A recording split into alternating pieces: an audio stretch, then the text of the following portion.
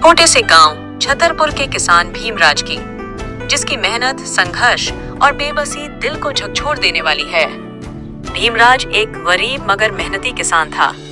उसके पास केवल 2 बीघा जमीन थी और वही उसकी जीविका का साधन थी। हर सुबह वो सूरज से पहले उठकर खेतों में काम करता, बीज बोता, खाद डालता और उम्मीद करता कि इस बार अच्छी फसल होगी। सपना था अपने बच्चों को पढ़ाकर एक बेहतर भविष्य देना, लेकिन किस्मत ने जैसे उससे दुश्मनी कर ली थी। पहले साल ओलावृष्टि हुई, सारी फसल बर्बाद हो गई। दूसरा साल सूखा पड़ गया, खेत बंजर रह गया। तीसरे साल की उम्मीदों पर तब पानी फिर गया जब बैंक से ले कर्ज पर ब्याज बढ़ता चला गया। किसान क्रेडिट कार्ड का कर्ज, बीज उर्वरक की दुकान का कर्ज और घर का खर्च, सब कुछ उस पर पहाड़ बनकर टूट पड़ा।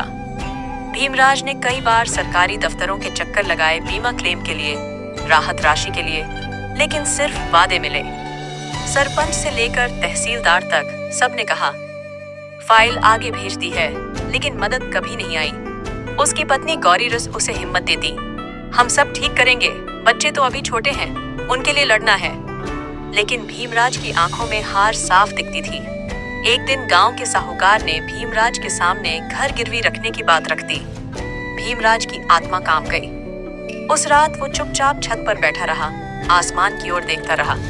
शायद वो बारिश की बूंदों को पुकार रहा था, शायद किसी चमत्कार की आस लगाए बैठा था। अगली सुबह गांव में अफरा तफरी मच गई। लोग दौड़ते हुए भीमराज के खेत की ओर जा रहे थे।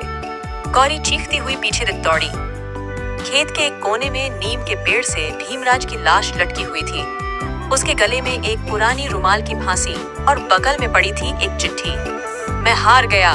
खेत, कर्ज और बेबसी तीनों ने मिलकर मेरी आत्मा तोड़ दी। मेरी मौत को आंकड़ों में मत बदलना, मेरे बच्चों को पढ़ा देना।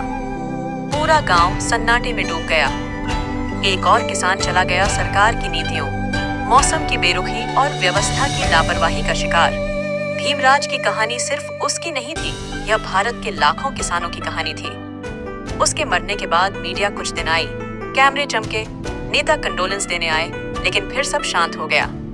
आज भी गौरी खेत जोतती है, बच्चों को स्कूल भेजती है और हर दिन पति की चिट्ठी पढ़ती है। उसकी आंखों में आंसू नहीं है, बस एक सख्त इरादा है कि अब हम नहीं हारेंगे।